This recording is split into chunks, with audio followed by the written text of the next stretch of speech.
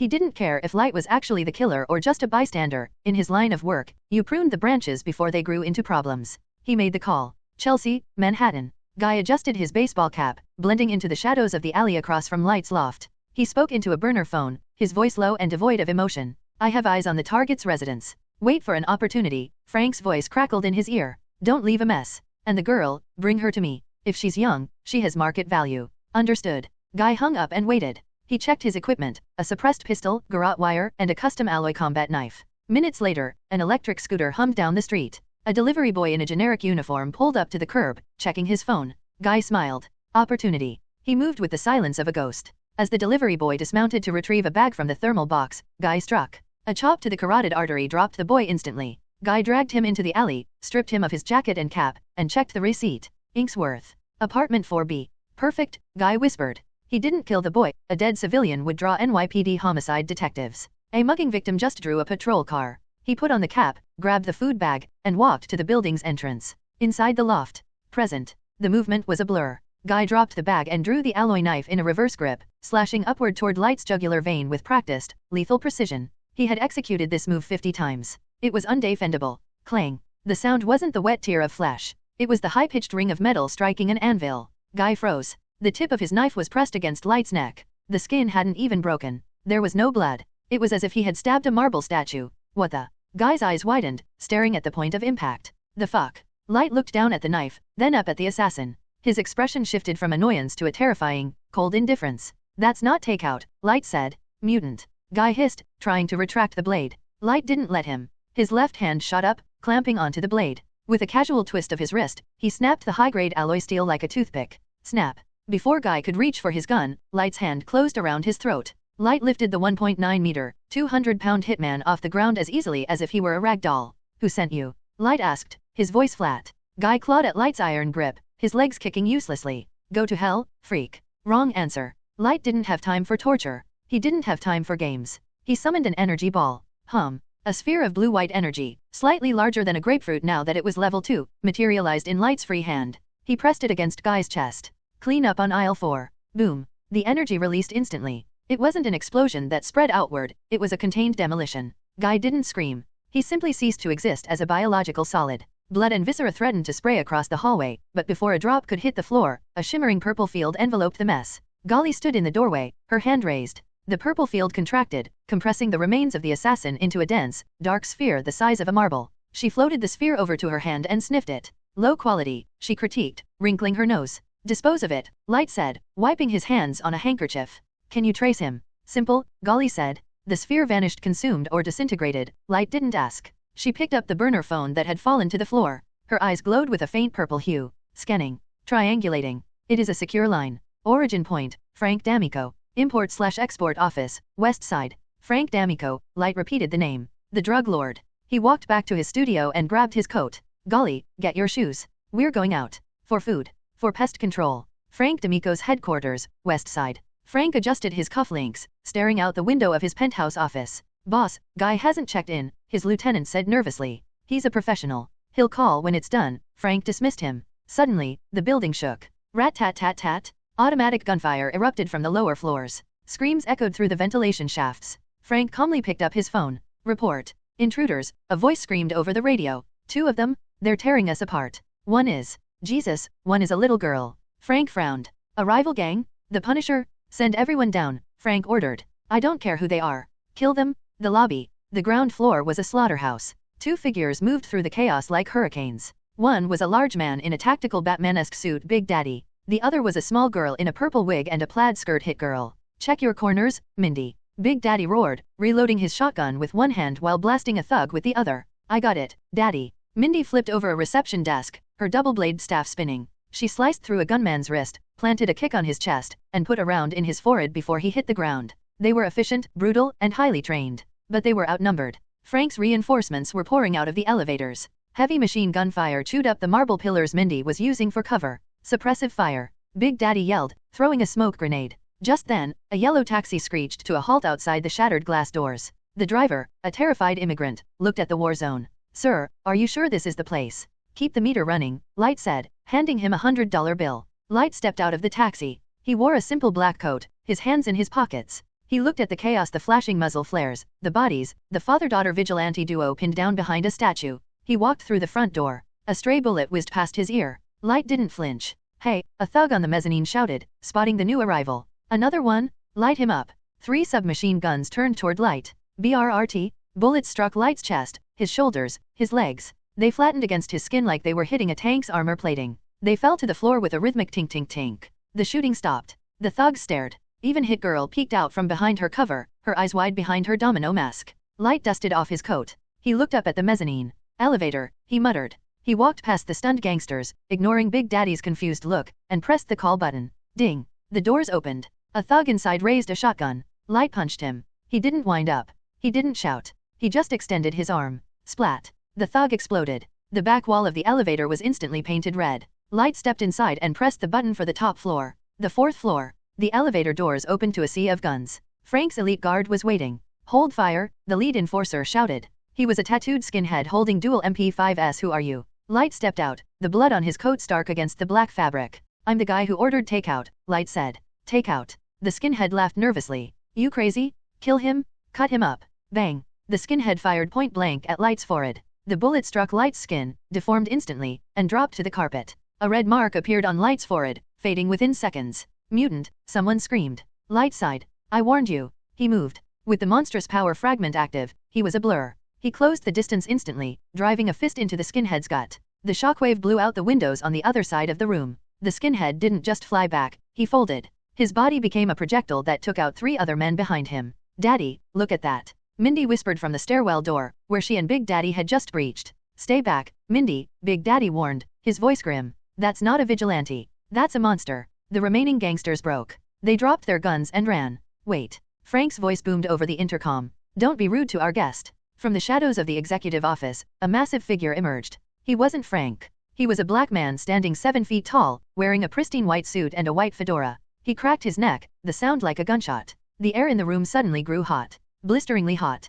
The carpet began to smoke near his feet. D'Amico building, lobby. The man in the white suit grinned, his confidence absolute. Flames roared from his hands, spiraling into 2 dense, swirling fireballs. Burn, he shouted. He thrust his palms forward. The twin infernos roared across the lobby, turning the air into a shimmering heat haze, aiming to consume Light's worth in a torrent of elemental destruction. Light didn't flinch. He didn't look bored, he looked focused. His eyes tracked the trajectory of the flames, noting the color and intensity. Orange core, shifting to red at the edges, Light observed calmly. Temperature is high, but not plasma level. It's standard pyrokinesis. He calculated the velocity. It was fast, but readable. He didn't bother dodging. He raised his right hand, clenched it into a fist, and punched the empty air. Monstrous power, 10% output. Boom. It wasn't just a punch, it was an atmospheric event. The kinetic force compressed the air in front of his knuckles, creating a visible shockwave. The thunderous crack of the sonic boom shattered the remaining windows in the lobby. The pressure wave collided with the fireballs, extinguishing them instantly like candles in a hurricane. But the force didn't stop there. It plowed forward, an invisible wall of destruction slamming into the gang of thugs behind the mutant. Arg. Bodies were tossed like rag dolls. They slammed against the reinforced glass walls, spider-webbing the surface before crashing to the marble floor in broken heaps. The pyrokinetic mutant stood in the center of the devastation, his white suit hanging in tatters. His skin was lacerated by the high-velocity air currents. He coughed, spitting blood onto his expensive shoes. Who are you? He wheezed, terror replacing his arrogance. How can a human do that? He knew mutants. He knew power. But to generate a sonic boom with raw physical strength? That was Hulk-level nonsense. Who am I? Light chuckled softly, walking forward through the debris, his demeanor calm and assured. Ask Frank. Or better yet, ask him in hell. Light didn't punch again. Instead, white energy began to bleed from his body. It coalesced into 5 hovering spheres of pure, unstable light. The vaccine man skill fragment, energy ball activated. They hummed with a menacing, high-pitched vibration. Go. The spheres shot forward like guided missiles. One struck the mutant in the chest. It didn't burn him, it carried him backward with tremendous force before detonating. Kaboom! The lobby turned into a slaughterhouse. The spheres exploded with the force of high-explosive grenades. The remaining gangsters didn't even have time to scream before they were reduced to a grisly spray of mist and shrapnel. Silence fell over the ground floor, broken only by the settling dust and the groan of shifting rubble. From behind a concrete pillar, Big Daddy and Hit Girl stepped out. Damon McCready was shaking, his eyes wide behind his tactical mask. He had prepared for a gunfight, not a massacre. Light glanced at them. His eyes were alert, scanning their equipment and stance. You too, Light said, his voice even. Clear on the right. Damon tightened his grip on his shotgun, wary but nodding. Mindy stepped forward, her eyes shining with morbid admiration. That was awesome, she chirped. Are you going to kill Frank? That's the plan, Light said, wiping a speck of dust from his coat. Do you know where he is? Top floor, Damon said, his voice gravelly. Penthouse office. Light nodded and walked toward the elevator. The doors were dented but functional. Damon and Mindy exchanged a look, then silently fell in step behind him. They weren't going to miss the finale. The penthouse. Frank D'Amico paced behind his mahogany desk. The gunfire downstairs had stopped abruptly. He tried radioing his pyrokinetic enforcer, but there was only static. Russo, Frank barked at his remaining lieutenant. Go check the hall. Russo, a lean man with a scar over his eye, nodded nervously. He cracked the heavy oak door, peering toward the elevator bank. Ding! The elevator doors slid open. Light Inksworth stepped out, flanked by a man in a Batman costume and a little girl in a purple wig. Frank. Damon roared the name like a curse. Seeing the man who had destroyed his life, the man who had framed him and driven his wife to suicide, ignited a volcanic rage in his chest. If not for the terrifying young man walking in front of him, Damon would have charged in blindly. Frank froze. He looked at the trio. His eyes locked onto Light. Who are you? Frank demanded, his voice steady despite the sweat beading on his forehead. Who sent you? His hand drifted under his desk, pressing a silent button. It wasn't a police alarm. Frank owned the police. This was a direct line to his strategic partners, an ancient organization that valued money and power above all else. The Hand. You send a killer to my house at noon, and by dinner, you don't recognize me.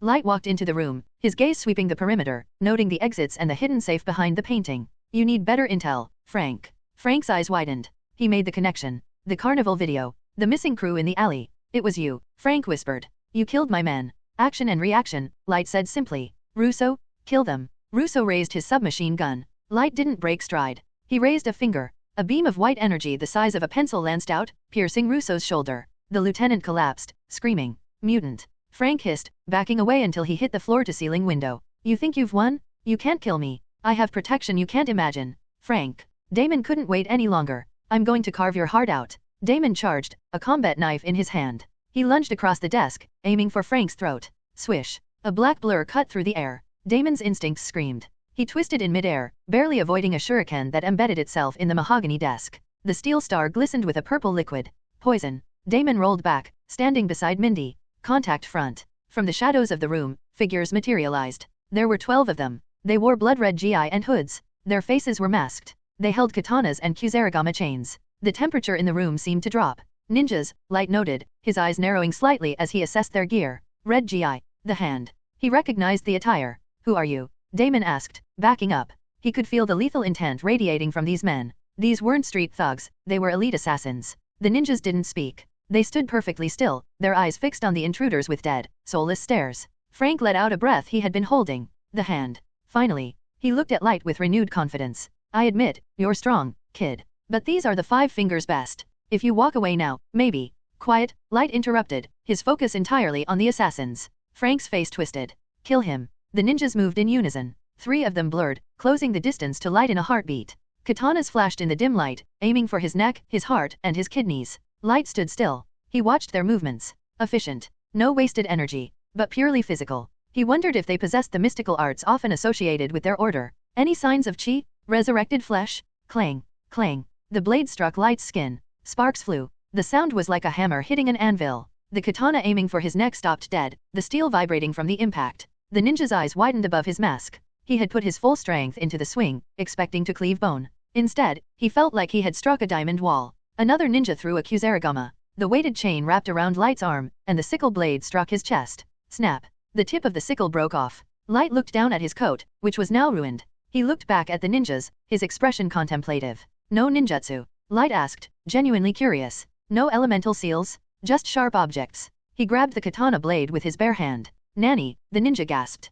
Disappointing, Light said. Let me show you real power. Monstrous power, 20% output. Boom. Light punched the air directly in front of him. The sonic boom was contained within the office. The pressure wave was catastrophic. The 3 attacking ninjas were blasted backward as if hit by a freight train. They slammed into the back wall, their bodies crunching with sickening wet thuds. The shockwave continued, hitting Frank. The crime lord was lifted off his feet and pinned against the reinforced glass, screaming as the pressure threatened to crush his ribcage. The office was a wreck. Papers, furniture, and expensive art swirled in the vortex of Light's power. Light walked toward the pile of groaning ninjas. The white energy orbs appeared around him again, crackling with lethal intent. Zap, zap, zap. Precision strikes. The orbs flew into the remaining hand assassins. There was no contest. Against a being who could tank missiles and punch through steel, ancient martial arts were useless. Blood misted the air. Light stopped in front of Frank. The drug lord was slumped against the cracked window, bleeding from his nose and ears. Well, Frank coughed, looking up at the monster in the shape of a young man. I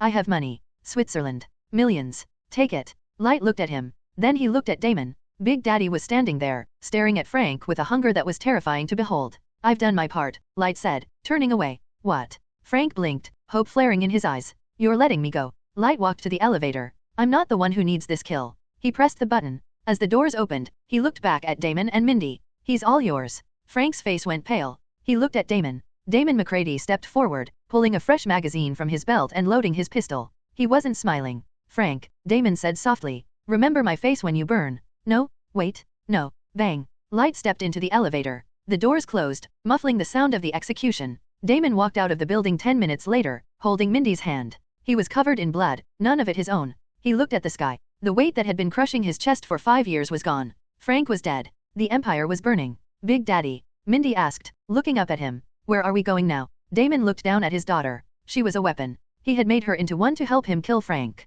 But now, the war was over. Mindy, Damon said, his voice choking slightly. We're going to try something new. What? A new mission? No, Damon smiled, tears cutting tracks through the grime on his face. You're going to school. Huh. The D'Amico building, Hell's Kitchen. The sun dipped below the horizon, bleeding a bruised crimson across the Manhattan skyline. It was a fitting backdrop for the carnage discovered inside the headquarters of Frank D'Amico. 8 NYPD cruisers formed a perimeter, their lights flashing rhythmically against the darkening brick. Captain George Stacy ducked under the yellow tape, his face grim. Smoke billowed from the upper floors, but it wasn't the smell of fire that hit him, it was the metallic tang of blood and the ozone scent of high explosive residue.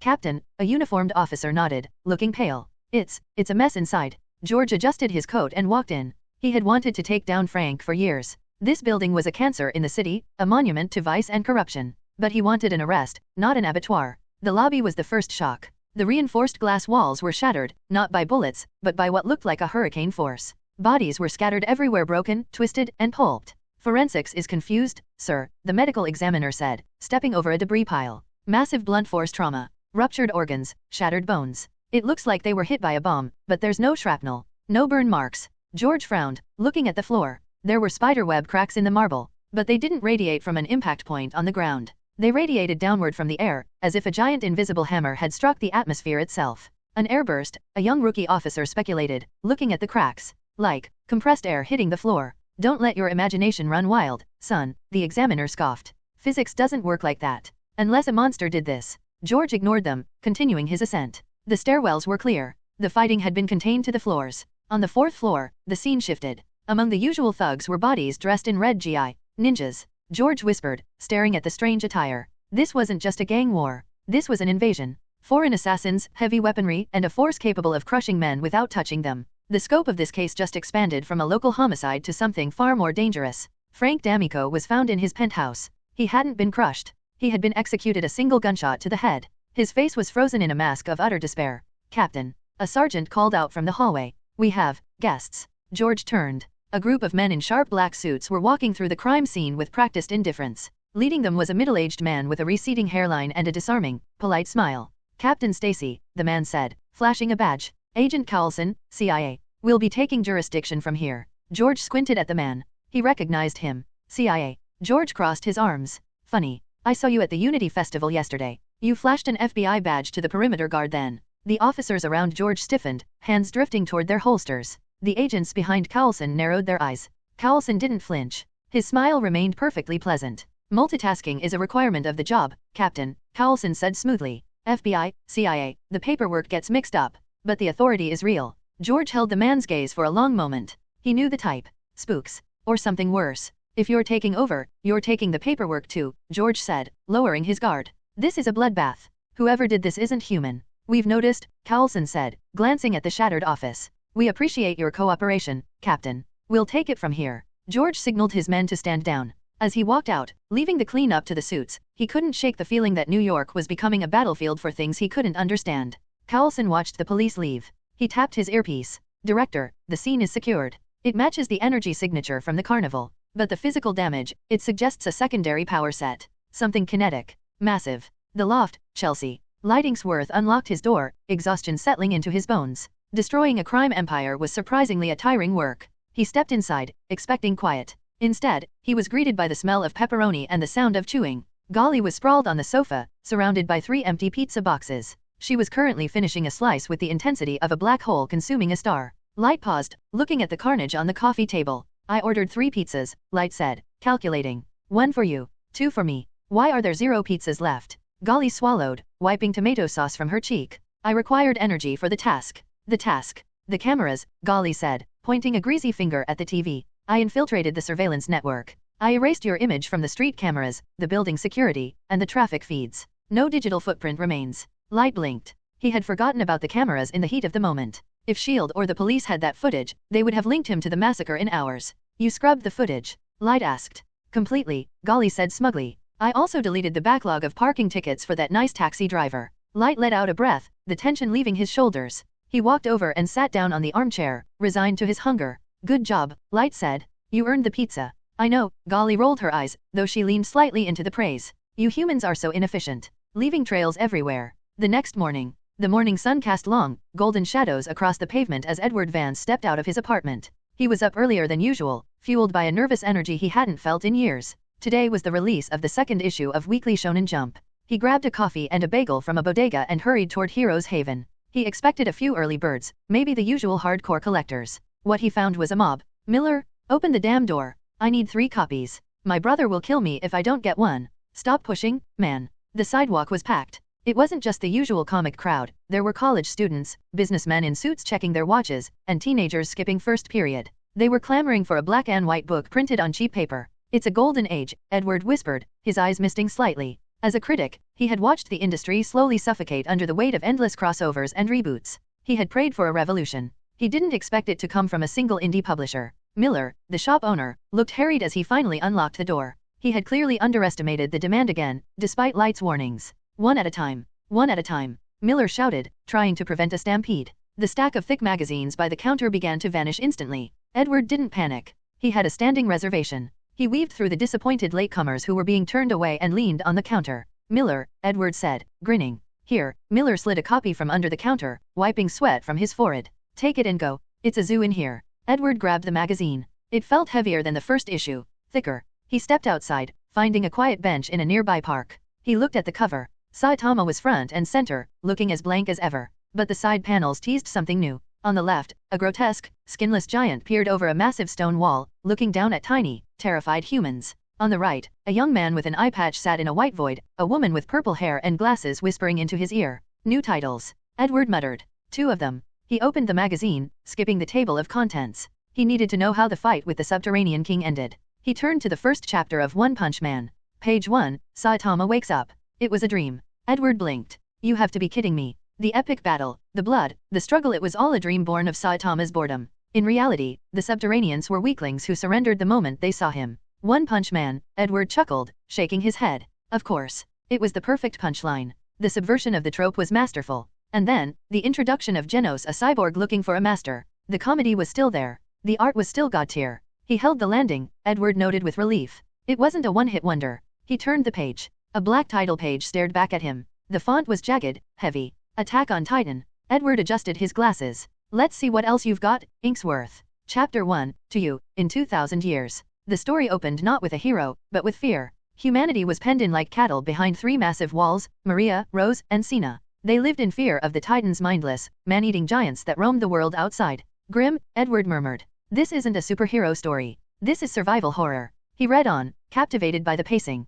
The protagonist, Eren Yeager, was angry, driven, and desperate to see the outside world. Then, lightning struck. A massive hand, stripped of skin, gripped the top of the 50-meter wall. The colossal Titan kick-started the apocalypse. The art shifted from atmospheric to visceral. The Titans didn't fight villains, they ate people. They tore them apart with smiling, mindless faces. Then came the scene with Eren's mother. Edward's breath hitched. He watched as the smiling Titan picked up the woman, snapped her spine, and consumed her while her son watched, helpless. Jesus, Edward whispered. This was heavy. This was dark. He kept reading. The magazine contained the first 5 chapters. He saw the training arc, the hope of the cadets, and then the Battle of Trost. And then, the impossible happened. Eren Yeager, the protagonist, the boy who swore to kill all the Titans, jumped into a Titan's mouth to save his friend Armin. Chomp.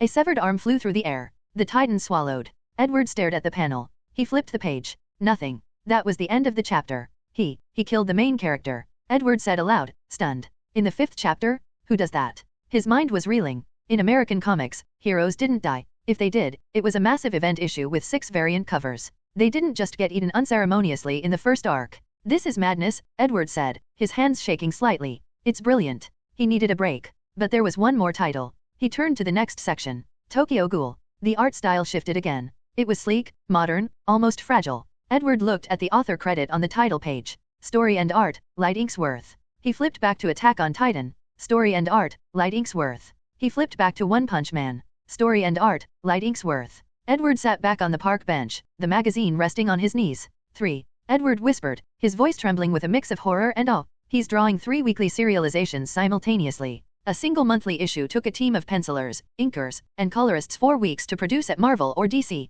Light Inksworth was producing 3 distinct art styles, 3 distinct stories, and hundreds of pages of high-quality art, every week. By himself. He's not a human, Edward concluded, staring at the sky. Dude is him. The pale brilliance of a new day broke over the horizon, casting a soft, white glow upon the ancient, majestic castle nestled in the northern suburbs of New York. Lush green grass shimmered like velvet beside the small, tranquil lake, dew clinging to the blades in the morning light. In the flat open space of the grounds, many students were at play. If an ordinary citizen of New York were to stumble upon this scene, they would undoubtedly be terrified. On the basketball court, a student suddenly split into a kinetic triad, 3 identical copies of himself coordinating perfectly to block a shot. Elsewhere, a girl sprinted full speed toward a brick wall. Instead of colliding, she dissolved into the masonry and phased right through as if the obstruction didn't exist. Near the benches sat a tall young man whose skin rippled and hardened into gleaming organic steel. This was Xavier's school for gifted youngsters, a haven for mutants. Bobby, guess what I managed to buy? John Allardyce, known as Pyro, raised a manga magazine in his hand, grinning mischievously as he walked over to Bobby Drake, the Iceman. You bought the new Shonen Jump? The bookstores near me were completely sold out when I went this morning, Bobby said, looking at the comic with evident surprise. Seeing his reaction, John smiled triumphantly. I was prepared. I met a kid on the way who had one and snagged it off him for double the price. Bobby frowned. That doesn't seem like something to be proud of, John. Why do you care so much? John scowled, clearly displeased by the moral judgment. Don't look at it then. If you're not interested, I'll take it back and read it myself. Both John and Bobby were passionate teenagers. Comics were usually just a form of entertainment, but traditional American superhero comics often felt a bit offensive to them. The reason was simple, they were mutants. In the stories they grew up with, they watched the righteous Captain America eradicate evil and save ordinary people. But in reality, those same ordinary people rejected mutants. It was difficult to enjoy a story about saving a world that hated you, even though they knew heroes like Cap were genuinely good people. However, the character Saitama from One Punch Man was incredibly casual. He didn't use moral excuses or grand speeches, he just eliminated monsters because he was a hero for fun. This resonated with both of them, and they instantly became fans. Hey, Saitama is still so powerful, John muttered, flipping the pages. If only I had such power to protect everyone. Did you notice? Bobby pointed at the page. There is a presence in here stronger than Saitama. John looked up, confused. Who? He had been reading it with Bobby, how had he missed that? Bobby smiled meaningfully and pointed to a specific panel. It was a mosquito. Saitama, the man who could defeat anything with one punch, failed to kill a mosquito despite a series of rapid slaps. The insect buzzed and fled unharmed. A mosquito? Why can't Saitama hit it? With Saitama's terrifying speed and precision, how could he fail to track the movement of a mere insect? It was incredible. John huffed, rolling his eyes. How should I know? John originally wanted to make a joke, but seeing Bobby's thoughtful expression, he didn't dwell on it. He let the thought go. There are new comics in here too. They don't seem to be the standard superhero subjects. Soon after, Bobby and John finished the entire magazine. John suddenly asked, his voice dropping to a whisper, do you think Kaneki actually wants to eat human flesh? They were discussing Tokyo Ghoul. Only 3 chapters had been serialized so far. It was different from the explosive, high-octane start of Attack on Titan. Tokyo Ghoul centered on human nature and internal conflict. It started slower, but the concept of cannibalism was strangely compelling. I don't think he wants to, Bobby replied after some thought. The comic makes it clear. Are you stupid? Yeah, he didn't want to eat, but he ate it in the end. John's face grew darker, his expression annoyed. Don't you think Kaneki is in a similar situation to us mutants? Mutants don't eat people, John. No, but we are regarded as guilty just for existing, John countered, his voice tightening. We are marginalized, and finally, we have to gather with our own kind just to stay warm. John had been sent to the school impulsively by his family. He didn't like the peaceful atmosphere here, he felt like a caged beast. He hadn't asked to be a mutant. What he needed was relatives, kind parents who accepted him. He couldn't help but substitute himself into the story when he looked at Kaneki. Eating humans was a last resort for the ghoul, just as using dangerous powers was often a survival instinct for a mutant. It was all about survival. Bobby was silent for a moment. He hadn't expected John to have such deep thoughts. To be honest, he hadn't made the connection himself, but it seemed to make frightening sense. At this moment, a gentle voice came from behind them. John, do you really think so? The two teenagers looked back to see a beautiful redhead pushing an old man in a wheelchair slowly across the grass. It was Jean Grey and Professor Charles Xavier. John was usually careless, sometimes violent and provocative, but in front of the mutant leader, he behaved like a well-mannered child. Professor, your feelings are valid, John. This cannot be denied, Professor Charles smiled faintly. But we will eventually find a way to coexist with humans. Charles glanced at the comic magazine in John's hand and paused. Can you let me have a look? John hurriedly handed it over. Under a silent signal from Jean, he grabbed Bobby and ran away like a frightened rabbit. As they put some distance between themselves and the teachers, Bobby, who was being dragged away, said casually, the professor doesn't feel that scary. Why are you so excited? Actually, I lied to you just now, John stopped and explained, panting slightly. I didn't buy this comic at double the price. I snatched it from a kid, though I did throw the original price at him before I ran. John, I really didn't see you as the type to snatch children's things, Bobby said with disdain. I read you wrong. And don't think the professor couldn't read your mind. Jean watched the two of them gradually move away, then leaned over to see Charles flipping through the pages. She asked curiously, Professor, why are you interested in these comics? Comics were popular among teenagers and children. Usually, the older people got, the less sense they made of them, especially for a man of such profound intellect and experience as the professor. Regardless of the media reports on Shonen Jump, most adults viewed it as just an ordinary comic magazine. Social elites and celebrities simply skipped it, let alone a leader like Charles who dedicated his life to the mutant cause.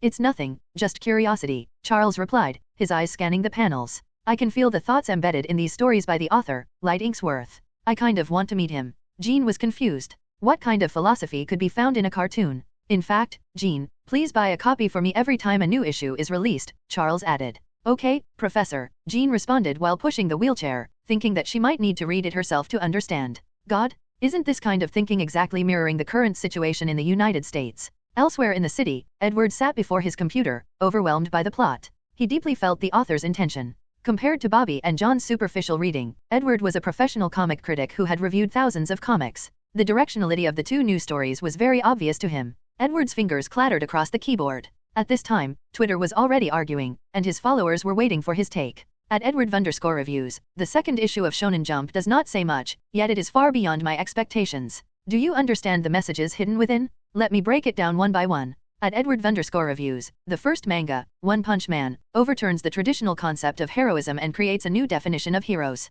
The settings contained in it are satires of common superhero comics. At Edward_Reviews, the second book, Attack on Titan, tells a story that is very straightforward on the surface. The origin of the giants, the construction of the city walls, these are set as suspenseful mysteries. At Edward_Reviews, in the third story, Tokyo Ghoul, the protagonist is just an ordinary person who has suffered miserably from man-made disasters. Wandering on the line of eating and not eating, he arouses the inner passion of most teenagers and evokes sympathy for the protagonist. At Edward_Reviews, among them, the concept of the ghoul was mentioned. It shifts to hot-blooded battles, reaching a compelling standard similar to Superman. From a few lines, one can discover the reflections on humans and aliens revealed in the comics. When a creature can no longer be defined as a pure human species, what should they do? At Edward_Reviews, both new comics reveal one direction, and that is, alienization. When fans saw this analysis, the comments section flooded like a broken dam. At Gamavi, why didn't I see anything? What is Edward saying? At Kalniak, alienization? Nonsense. We're not blind. At Kali, what the hell? Why can Edward see so much from Tokyo Ghoul? I just feel that Tokyo Ghoul starts so well. At An123 at Kali, you are not alone. Attack on Titan is much more beautiful visually than the ghoul. But Kaneki is dying inside. What a man-eater? At Austin, so many people discussing it early in the morning. Fuck, I haven't bought it yet. At Fawkes, Edward makes a lot of sense. Whoever doesn't understand is brain dead. At Terrence S, hee, I found a fanboy. The two comics are shit. The protagonist is a chicken. Saitama is the only handsome one. Suddenly, there were disturbances in the algorithm, and the topics heat soared again, breaking into the top 10 trending topics. Edward smiled when he saw it. As the heat went up, his reanalysis would usher in a big explosion of engagement. When the popularity reached the top 5 on Twitter, Edward clicked the enter key on the deeper analysis he had compiled and sent it out. At Edward_Reviews, perhaps no one realizes the meaning of the aliens I mentioned. As we all know, fantasy depends on reality, and so do comics. At Edward_Reviews, just yesterday at the New York Carnival, the Green Goblin, a super criminal, appeared and caused a massacre.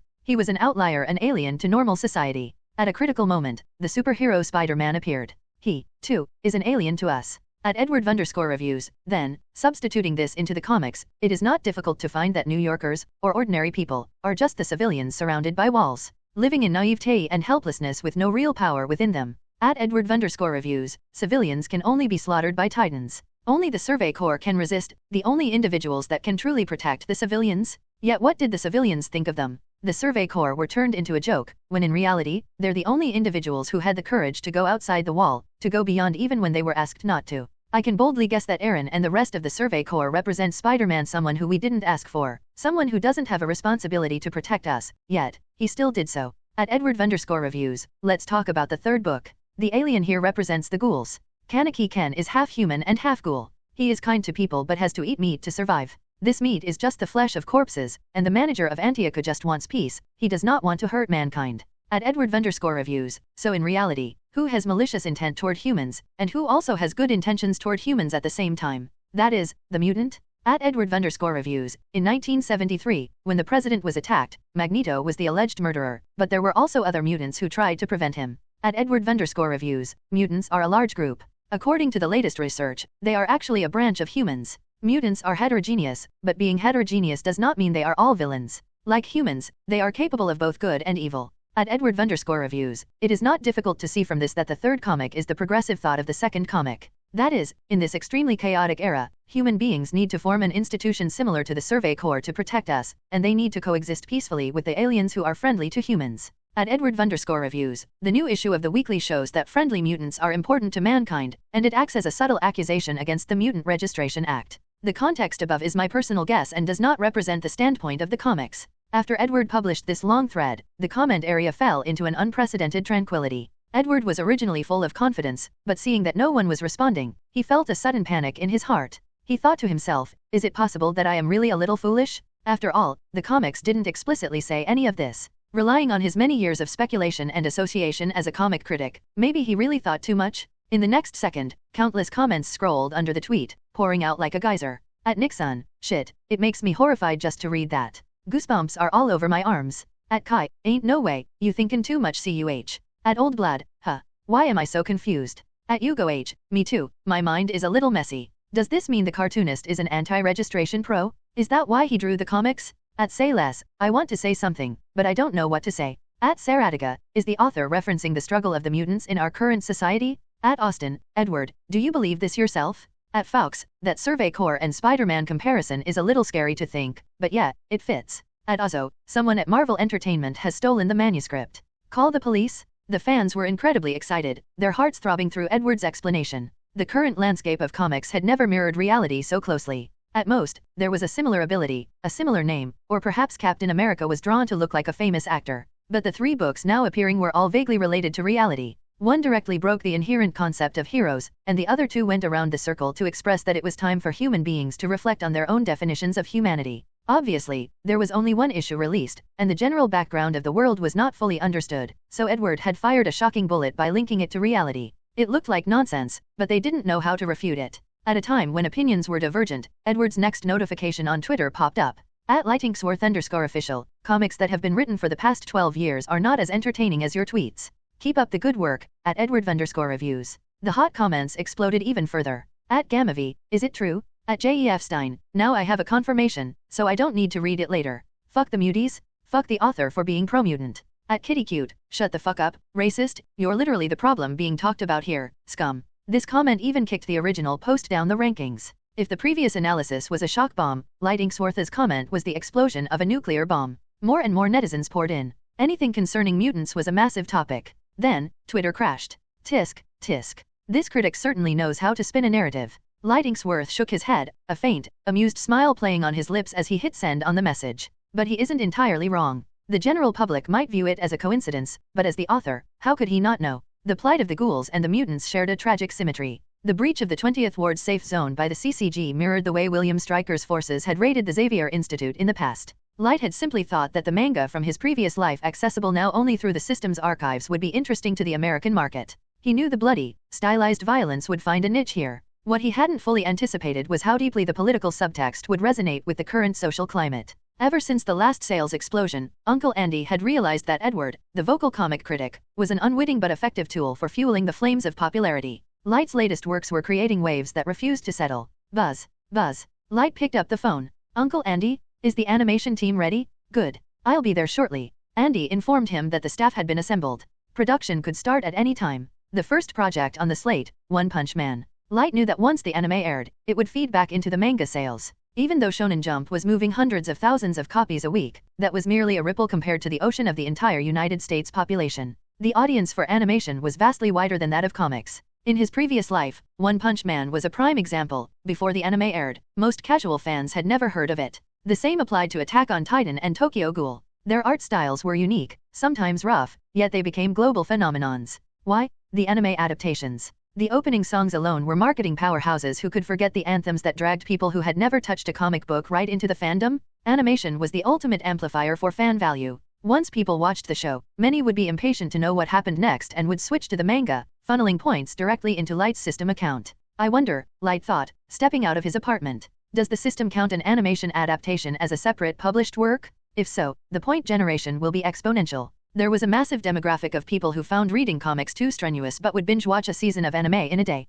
Light himself had been one of those people in his previous life. He rarely read the source material unless the anime hooked him deeply. Leaving Golly at home to rest, Light headed to Marvel Comics alone to meet the new production team. The Marvel offices had expanded significantly. They now occupied the entire floor, moving far beyond the scale of a small studio. The staff had grown to over 20 people, most of whom were specialized production artists. Light sat at the head of the conference table, his gaze sweeping over the assembled team. I'm not an animator by trade, Light began, his voice steady. I don't know the technical jargon you might use to discuss frame rates or keyframes, but I have two non-negotiable requirements. He held up a finger. First, the visuals must be exquisite. I want Sakuga quality. No off-model characters, no lazy animation, no melting faces. If the art collapses, the immersion breaks. He held up a second finger. Second, the pacing. Do not drag the plot out. I don't want 5 minutes of staring contests or recycled flashbacks to fill time. The rhythm needs to be fast, snappy, and loyal to the adrenaline of the manga. A man in his 30s, the lead animator, raised a hand to object. Mr. Inksworth, with all due respect, that kind of production quality requires a massive budget. And if we pace it that fast, we'll burn through the source material in no time. We'll catch up to the comics and have nothing left to adapt. This man was an industry veteran, poached by Andy with a high salary. His concerns were valid and practical. He knew that a good manga artist didn't necessarily understand the logistics of animation. In the current US market, high-quality animation was rare because it burned money like water. Furthermore, if the anime outpaced the weekly comic release, they would be forced into the dreaded filler arc territory. You can proceed with peace of mind, Light smiled, leaning back in his chair. Don't worry about the budget, make it beautiful. As for the plot running out, don't worry about that either. The first season of One Punch Man will tell a complete arc and then stop. We won't stretch it. The content I have ready is more than sufficient. One Punch Man might have had fewer chapters currently released, but the Boros arc provided a perfect, natural conclusion for a first season. If the story isn't finished, it just means I haven't traced the finale yet, Light thought with amused confidence. But for this season, we are covered. The team leader nodded slowly. Okay, boss. If the budget is clear, we can do it. Although he was surprised that Light, so young, was both the owner and the lead creative, the promise of a flexible budget was every animator's dream. Usually, studio heads wanted to cut corners, reduce frame counts, simplify designs, and churn out cheap content for quick cash. But the boss here was the creator. He clearly wouldn't let his work be butchered. Still, the team leader worried internally. It's a business. It's about money. If we spend this much and the ratings flop, the loss will be catastrophic. Marvel had failed at animation before. It was a sore spot. He shook his head secretly. Well, if the boss wanted to burn cash, that was his prerogative. At least the paychecks were signed. With the direction set, the animation team went to work with terrifying efficiency. These were masters of their craft, after all. By the afternoon, they had already put together a conceptual clip. Light watched the footage. The fluidity, the impact, it matched the original picture in his mind perfectly. He nodded in approval. This was the work he wanted. In his previous life, One Punch Man had dominated its season thanks to high investment and a strong lineup. He didn't need to micromanage the rest. As he prepared to leave, Andy walked over, looking flushed with excitement. Light, you've done it again. Your new comics have turned the city upside down. It's not just the media anymore. Protesters opposing the Mutant Registration Act are waving copies of Shonen Jump in the streets. The cultural impact is even bigger than the last launch. You've even suppressed the news cycle regarding the space mission. Those 5 astronauts preparing for launch? No one is talking about them. 5 astronauts. Light thought, pausing. That would be Reed Richards and his team, the Fantastic Four, plus Victor Von Doom. Light nodded, understanding the timeline. It was likely triggered by that critic, Edward, online. Andy's face changed slightly, looking surprised. Huh? What do you mean by that? Do you really think I wrote a political manifesto? Light rolled his eyes playfully, waved his hand, and headed for the elevator. People see what they want to see, Uncle Andy. He paused at the door. Oh, and Andy? I'm going to add 2 more long-form comics to the 3rd issue. We might need to expand the magazine again. What are they called? You'll know when you see them. Times Square, New York City. Huge digital billboards illuminated the evening crowd, flashing headlines that captivated the pedestrians below. Welcome to the midday news. Today, Twitter experienced a massive server outage. Engineers have traced the traffic spike to a thread by comic critic at Edward_Reviews. His detailed conspiracy theories regarding Shonen Jump have caused a digital tidal wave. The New York Times, Shonen Jump captures the zeitgeist again. Citing Edward's analysis, 2 new comics are being interpreted as allegories for the Mutant Registration Act currently before Congress. The vague comment from Marvel's elusive chairman has only added fuel to the fire. Senator Kelly, the vocal proponent of the Registration Act, criticized Marvel Comics today, stating, corporate entities should be cautious in their words and deeds. They shouldn't grab eyeballs with inflammatory political commentary. Cartoonists should stick to drawing cartoons. Update, Senator Kelly's Twitter account has reportedly been flooded by outraged fans. Opinion, a decorated World War II veteran has called for a ban on Shonen Jump, claiming the depictions of violence are un-American and corrupting the youth. Business news, Tony Stark, CEO of Stark Industries, remains missing. It has been 2 weeks since his convoy was ambushed in Afghanistan. Police and military sources have ruled out simple kidnapping for ransom, but no demands have been made. Military watch, since the mysterious explosion at the Culver University labs, the military has been conducting frequent maneuvers. These movements are suspected to be related to the monsters rumored to be roaming the countryside. General Ross declined to be interviewed. The news anchor delivered the reports in rapid succession. Light stood in the middle of Times Square, looking up at the massive screens. The military? That must be the Hulk, he thought. The timeline is converging. When Tony Stark returned to New York as Iron Man, the era of heroes and monsters would truly begin. A dance of demons was approaching. Light looked at the happy tourists and busy New Yorkers around him. He wondered how many would flee when the Chitauri eventually rained down from the sky. The United States was about to become a very eventful place. Hell's Kitchen. Light had called Golly out to play for the day. He needed to relax. Holding the system's ghost trace steady for hours on end was mentally exhausting work, even if his hand didn't cramp.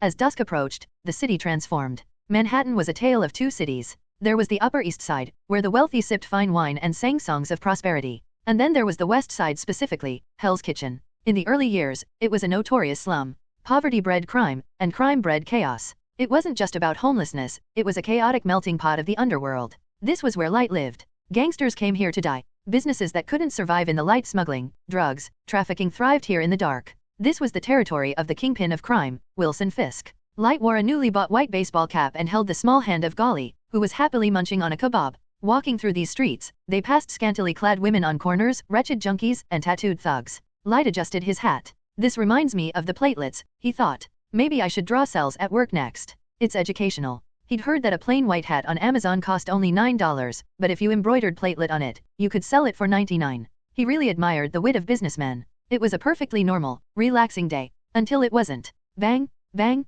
bang. Gunshots rang out sharply from the street ahead. The pedestrians around them didn't scream, they simply turned and fled with practiced efficiency. There was no sheer terror in their eyes, only a resigned panic. Living in Hell's Kitchen forced you to get used to the sound of gunfire. Light was used to it too. Since moving here, gunfire was practically his lullaby. Ignore them, Light said calmly. He kept moving forward, much to the shock of the fleeing crowd. Why was this young man walking toward the shooting? But Light wasn't the timid boy he used to be. Skill made a man bold. The sound of gunfire intensified, and the acrid smell of sulfur and smoke drifted through the air. Under the dazzling, flickering neon signs, Light and Golly arrived at the center of the chaos. At a glance, Light saw a man in a red, devilish costume flipping off a wall, retreating while being surrounded by gangsters. Well, look at that, Light murmured. Daredevil, Matt Murdock. He was using the environment, bouncing off walls to fight back. Despite being blind, a result of a radioactive accident that heightened his other senses to superhuman levels, he was a formidable warrior. By day, a lawyer, by night, a vigilante fighting for the soul of Hell's Kitchen.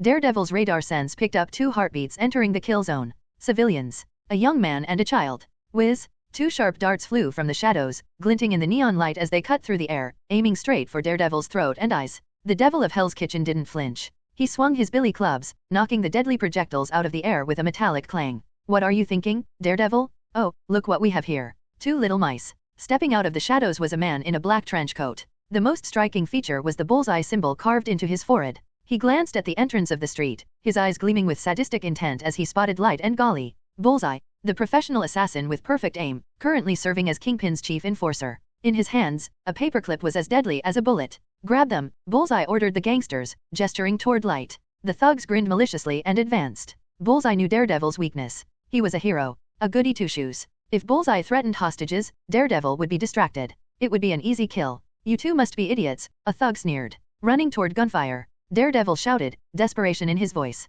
Asshole, your fight is with me. He turned to rush toward Light, screaming, run, get out of here. But as soon as Daredevil moved, Bullseye threw another flurry of projectiles, forcing the vigilante to defend himself, blocking his path to the civilians. Yeah, it's a gang war again. I've been dealing with nothing but gangsters these days, Light sighed, shaking his head helplessly as the thugs approached. First Frank D'Amico, and now this. Light thought, annoyed. Well, it was us who walked in the line of the fire. Still, this is a public place. Couldn't they fight somewhere discreet? Crime should be done somewhere discreet, right? So, technically, it wasn't my fault. It's their fault. I'm right, once again. Tisk, tisk, tisk boom. A dull sonic boom detonated in the confines of the street, sending a violent shockwave sweeping in all directions. The rushing energy washed over the approaching gangsters like a physical tide, lifting them off their feet. Ah!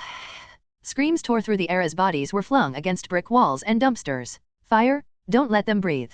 A gang leader decisively issued the order. This squad was better equipped than the usual street thugs. They were Kingpin's elite, armed with automatic shotguns and shoulder-mounted rocket launchers intended to put Daredevil down for good. The gang opened fire. Muzzle flashes lit up the darkening alley like strobe lights. A thick curtain of sulphurous smoke filled the air as a metal storm of bullets shredded the pavement, gleaming coldly under the fading light of dusk. Golly, shield. Otherwise, I have to buy new clothes, Light Inksworth whispered, watching the wall of lead approaching. While his toughness, level 2, made his skin impervious to bullets, even a rocket impact would likely leave him unscathed. His clothes were not made of unstable molecules. Walking home in rags would be annoying, and the evening chill was setting in. Golly didn't even look up from her kebab. She lowered her head, taking a bite of the grilled meat, and twitched a finger. A translucent purple light curtain rose instantly in front of them. Ping, ping, clang. The hail of metal bullets slammed fiercely into the barrier, creating ripples like rain hitting a pond, but the shield didn't budge an inch. The gangsters stared, dumbfounded. Rocket? Use the rocket. Whoosh boom! A missile streaked across the alley and detonated against the purple barrier.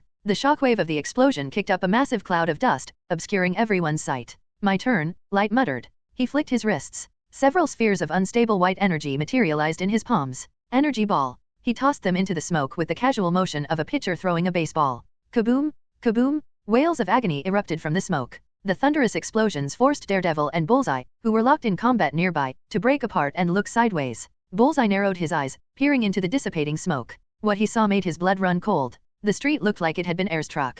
There were craters in the asphalt, shattered weapons, and broken bodies scattered everywhere. It was a scene of absolute devastation. What the hell is going on? Bullseye snarled, his grip tightening on his daggers. Daredevil stood frozen, his radar sense painting a terrifying picture of the carnage. He couldn't see the blood, but he could smell it. He could feel the residual heat. Several powerful bursts had decimated flesh and bone in seconds. It was terrifying efficiency. If you're smart, you should know when to walk away. Light Inksworth walked slowly out of the settling dust, leading Golly by the hand. His eyes were dark, exuding an abyss-like calm that felt heavier than any threat. Bullseye felt his scalp go numb. His instincts screamed at him to run. Even though he hadn't seen the attack clearly, he knew this teenager was the culprit. What is he? A fucking mutie. Don't get cocky, kid, Bullseye shouted, forcing a hideous, crazy grin onto his face to mask his fear. This is Kingpin's territory. You're fighting the underworld empire? Against Wilson Fisk, you're just an ant. Bullseye's voice rose hysterically. He had to believe it. The Kingpin controlled judges, senators, and police. He had an army. No single freak could stand against that weight. Just shut the fuck up, that oversized pig won't even put a fucking dent on me, Light said, stopping 10 paces away. Die. Bullseye snapped. Fear turned into lethal aggression. His eyes locked onto Light with the precision of a laser. With a flick of his wrist, a throwing knife flew through the air. It was a kill shot, aimed perfectly at the center of Light's forehead. Clink! The sharp steel struck Light's skin and crumpled. There was no blood, no penetration. It was as if the knife had struck a diamond mountain. The tip curled uselessly, and the weapon fell to the ground with a pathetic metal ring. Nice try, pest, Light said. His tone was flat, bored even. But Golly, munching on her second skewer, knew better. The flatter his voice, the angrier he was. Light hated being interrupted. Bullseye, the Kingpin's premier assassin, stared in disbelief. He could kill a man with a toothpick from 90 yards. He had never seen human skin this hard. Cold sweat broke out on Bullseye's forehead. He was staring at death, and death looked like a bored college student. It seems you're out of tricks, Light smiled, but the smile didn't reach his eyes. Now, it's my turn. Light reached down and picked up one of the discarded knives from the ground. He weighed it in his hand casually. Before Bullseye could speak, a white blur flashed in his vision. He didn't even see Light move. Bullseye stared blankly ahead. His vision went black, as if an ice-cold tide had washed away his consciousness. The assassin's body went soft and collapsed slowly to the ground. The target tattoo on his forehead had been pierced perfectly in the center. The hole was exact. Thwip. The sound of the air braking arrived a second later, lagging behind the sheer speed of the throw. Daredevil swallowed hard. He turned his head slightly toward the brick wall behind where Bullseye had stood. His radar sense picked up a small hole deep in the masonry. There was no fancy technique. No martial arts flair. Just absolute, overwhelming power and speed. Light glanced at Daredevil. The vigilante tensed, expecting to be next. Instead, Light offered a slightly kind smile. Thank you for the warning earlier. Light was a simple person. If you were friendly to him, he was friendly back. But if you tried to kill him, you ended up like the heap on the floor. Daredevil had tried to warn them to run, endangering himself to save civilians. To Light, that counted for something. Fisk will find you, Daredevil warned, his voice grave. All of New York is shrouded in his shadow. You just killed his favorite dog. I'm not worried about him, Light replied, turning away. See you whenever, Daredevil. Daredevil stood there, stunned. Both of them are above my pay grade. And I don't get fucking paid. That little girl too, she blocked a rocket. Light paused and looked back over his shoulder. By the way, do you read comics? Comics? Daredevil blinked behind his red lenses. He hadn't read anything in years, for obvious reasons. Check out Shonen Jump. I drew it. With a wave of his hand, Light disappeared into the dim street with Golly, leaving the devil of Hell's Kitchen standing amidst the ruin. Moments later, as Daredevil was searching Bullseye's body for intel, a burly figure in a Black Skull t-shirt climbed over the wall and landed silently beside him. Did you kill him, Matt? The Punisher, Frank Castle, looked around. He saw Bullseye's corpse, the puddles of blood, and the cratered street. It was a war zone. No, Daredevil said bitterly. It was a teenager. A teenager. Frank frowned. He did what we've been trying to do for years, Frank. Frank clutched his arm, which was wrapped in a makeshift bandage. I ran into something earlier too. Got cut deep before I could even react. Something's changing in this city. Daredevil pointed to the corpse. Look at the forehead. One shot. Frank whistled low. Nice aim. Late at night, Fisk Tower. A massive figure sat in a reinforced massage chair. He was bald, wearing a custom white suit tailored to hide the terrifying muscle mass beneath his bulk. Wilson Fisk, the kingpin of crime. He slowly rose from the chair and walked to the floor-to-ceiling windows, looking down from his ivory tower at the glittering, treacherous expanse of New York City. He closed his eyes, listening to the hum of the city. He controlled 40% of the criminal activities in the United States. He owned judges, senators, and cops. He was the Emperor of New York. But looking at the reflection in the glass, he felt an unprecedented emptiness. Vanessa was gone. He was alone at the top. Knock, knock. The sharp rapping on the door broke his reverie. It sounded urgent. Come in, Fisk rumbled. His assistant entered, looking pale and terrified. Mr. Fisk, something happened. It's Bullseye. Fisk turned slowly, his face a mask of stone. Report. He's dead, sir. Killed in Hell's Kitchen. Fisk's grip on his cane tightened until the wood groaned. Dead. One shot to the head. Along with the entire tactical squad. Fisk stared out the window, his eyes narrowing into slits. Find out who did it. And bring them to me. The assistant's forehead sweated. How the hell would I bring those responsible when they killed Bullseye? Your strongest fighter? Should I send an invitation?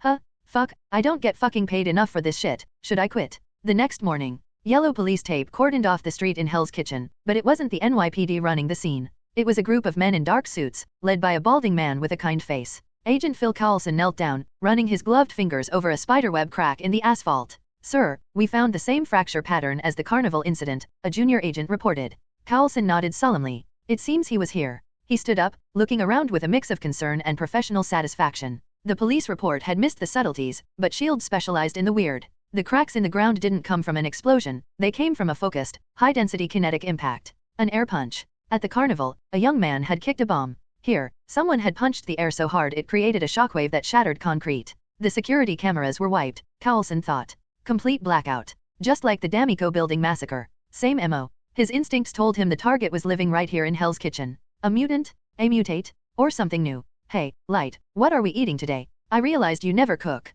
If I cooked, would you eat it? A casual conversation drifted from the edge of the police cordon. Carlson looked up. He saw a young teenager leading a little girl in a purple dress. They looked completely ordinary, walking past the grim crime scene as if they were strolling in a park. As they passed, Carlson and the young man exchanged a brief glance. Carlson watched his back as he walked away. He touched his receding hairline and sighed. To be young and carefree. Since joining S.H.I.E.L.D., Carlson hadn't known a stable day. He worked 12-hour shifts, chased monsters, and managed paperwork that would bury a lesser man. He was still a level 8 agent. Level 9 felt like a distant dream. I didn't expect S.H.I.E.L.D. to react so quickly, Light murmured as they turned the corner. He had recognized Agent Carlson immediately. Seeing the famous Phil Carlson inspecting Bullseye's death scene was a reminder that the MCU timeline was active and dangerous. Usually, S.H.I.E.L.D. handled aliens and cosmic threats. Gang wars were beneath them. They must have connected the energy signature from my energy balls, Light deduced. I need to be more careful. Or stronger. Times Square, Ellen's Stardust Diner. Light, I want 3 pizzas and a steak.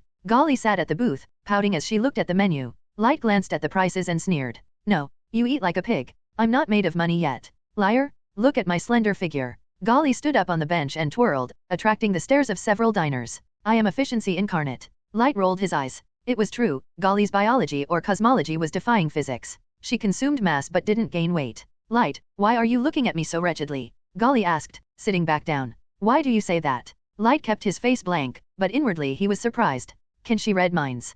Humph, I guessed. Golly crossed her arms. Excuse me, sir, is this seat taken? A young woman, about 17 or 18, stood by their table holding a tray of food. Light looked up. She had short, dark hair that framed a pale face with striking, Germanic features. She looked thin, almost fragile, like a reed swaying in the wind. But her eyes, a vivid, piercing green, revealed an unyielding strength beneath the surface. Certainly, Light said, gesturing to the empty seat opposite him. The girl thanked him and sat down. Golly stared at her, blinking her large violet eyes. Miss, what is your name? Lorna Dane, the girl replied softly. And you? I'm Golly. And this is Light. He's a fool, Golly said, pointing a greasy finger at Light. Light grabbed the waiter who was passing by and took the tray of food intended for Golly, placing it firmly on the table. I didn't order for you today. Starve, Light said deadpan. My food? Give it back. Lorna watched the interaction, the corner of her mouth twitching into a faint smile before her expression dimmed again. As an orphan who had lived on the streets for years, seeing this kind of bickering sibling dynamic made her heart ache with envy. She had always been alone.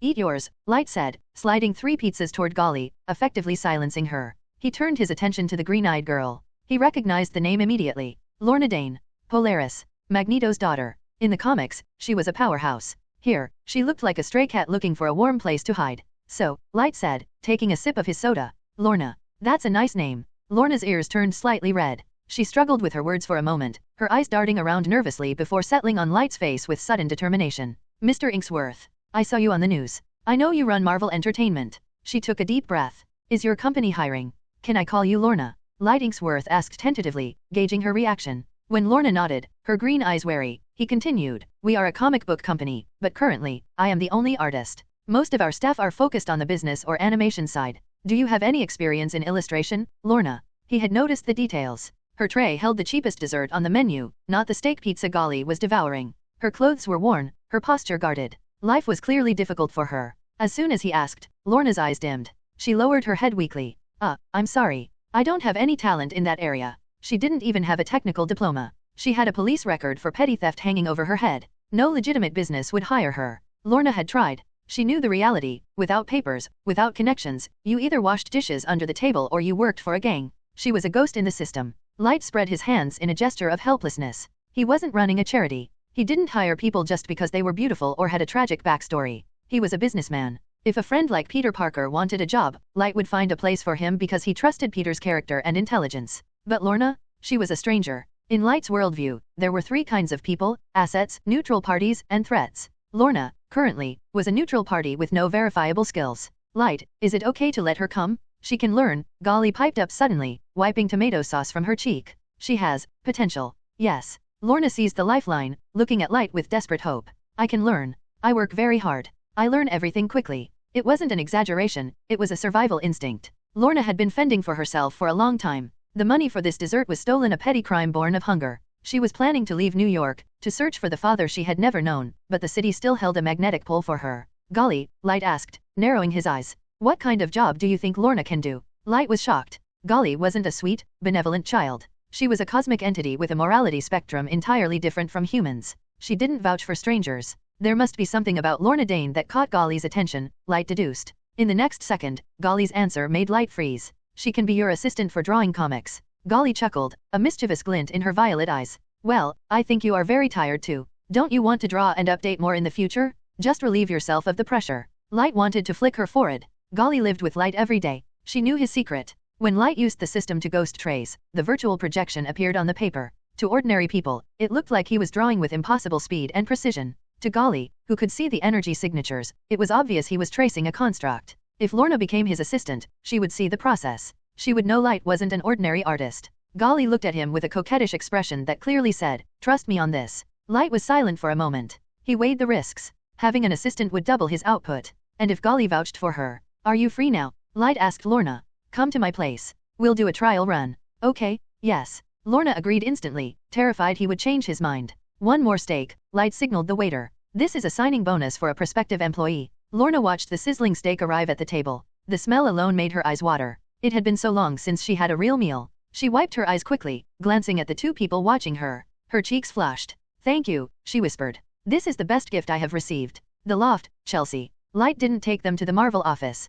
Instead, he led Golly and Lorna back to his apartment. The police blockade had cleared, and the SHIELD agents were gone, though Light suspected plainclothes officers were now swarming Hell's Kitchen. Lorna looked around the loft like a tourist in a palace. It wasn't a billionaire's penthouse, but compared to the squats and shelters she was used to, this clean, spacious duplex was heaven. When they walked into the studio on the second floor, Lorna saw the drafting tables, the high-end art supplies, and the stacks of manuscripts. Light stared at Golly, communicating silently. Okay, we're here. Explain yourself. Golly smiled and skipped over to Lorna. Lorna, are you a mutant? Lorna froze. Her eyes widened in horror. The drawing she was holding slipped from her fingers and fluttered to the table. Her biggest secret, her most dangerous vulnerability, had been exposed in seconds. Panic surged through her. As her emotions spiked, the room reacted. Clang, clang, rattle. Every metal object in the studio, the pens, the rulers, the keys in Light's pocket began to tremble. They lifted into the air, drawn toward Lorna like iron filings to a magnet. Magnetic field control, Light thought, watching the phenomenon.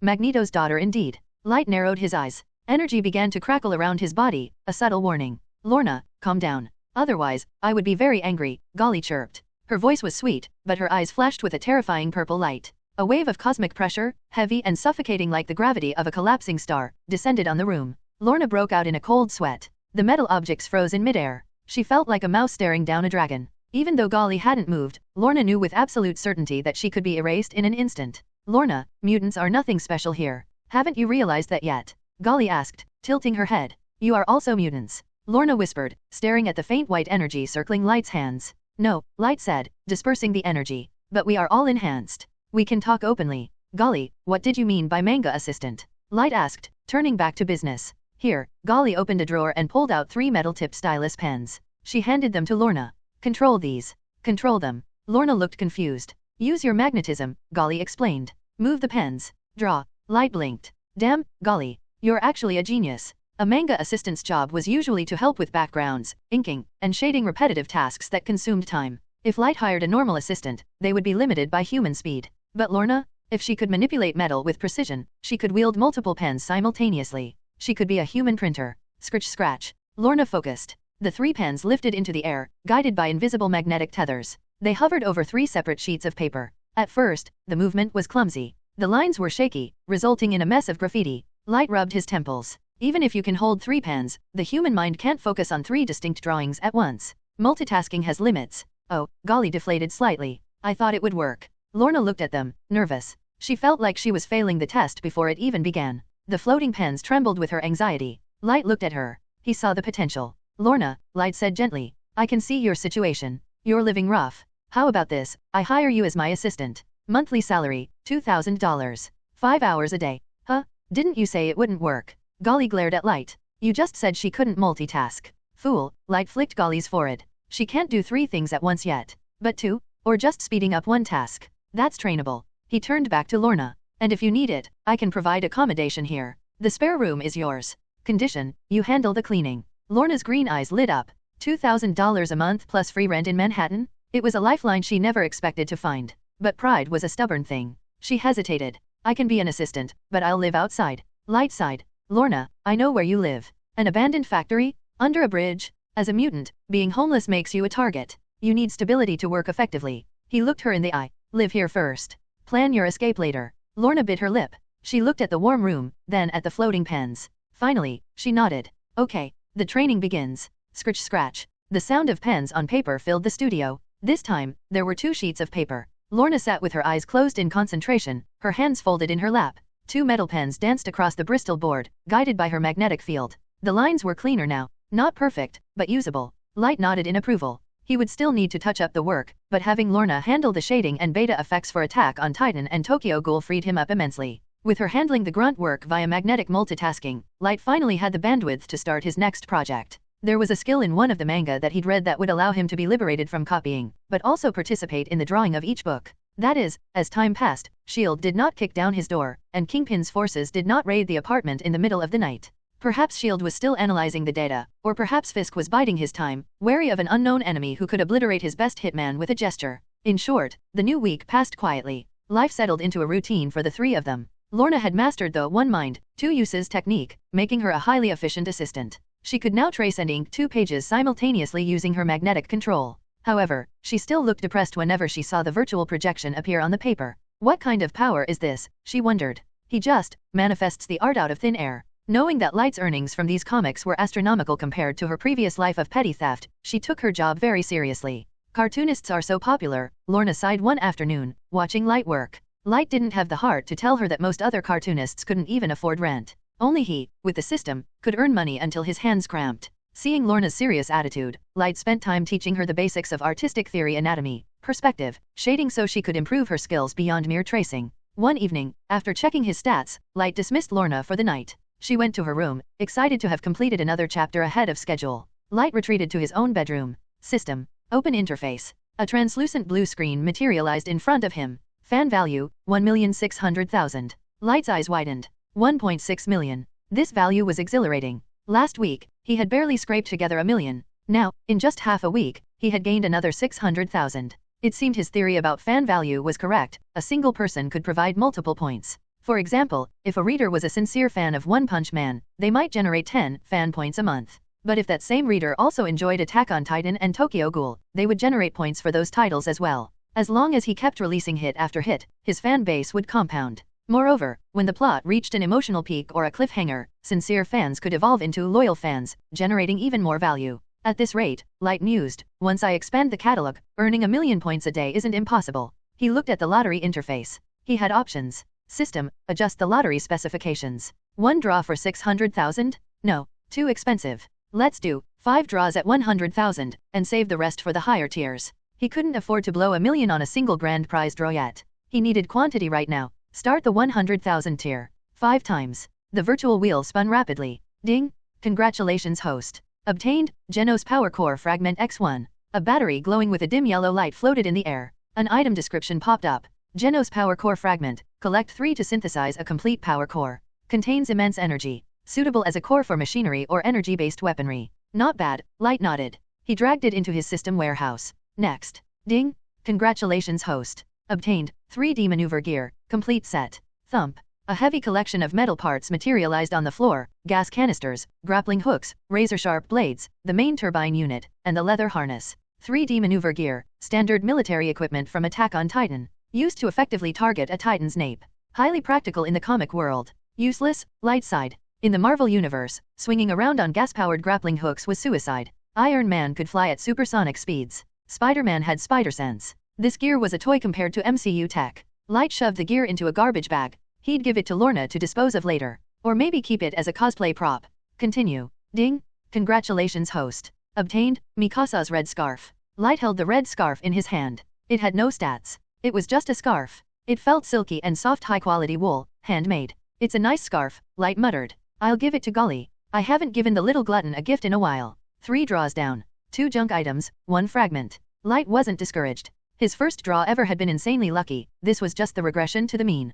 Come on. Give me something good. Ding! Congratulations, host. Obtained, Rizkamishiro's Kakuhou Fragment X1. A lump of pulsating red flesh appeared in front of him. It squirmed with vitality. Kakuhou Fragment. Collect 3 to synthesize a complete Kakuhou. An organ exclusive to ghouls, used to store RC cells. When activated, releases a Kagun, predator organ. Collecting multiple can lead to Kakuja evolution. Ew, Light wrinkled his nose. He stored it in the warehouse. Even if he completed it, he had no desire to become a ghoul. The strength increase was limited compared to Marvel power levels, and he really didn't want to develop a craving for human flesh. Ding! Congratulations, host. Obtained, Pig God's Hoodie, One Punch Man. Light stared as a massive, dark green hoodie fell from the air. It was absolutely enormous, large enough to cover a small elephant. Pig God's Hoodie, worn by the S-Class hero Pig God. It is made of a special material that is extremely elastic and durable, capable of expanding to fit any size without tearing. System, does your conscience not hurt? Light threw it into the trash bag with the maneuver gear. It seemed the lottery wasn't limited to just the comics he was drawing, but anything within the manga concept.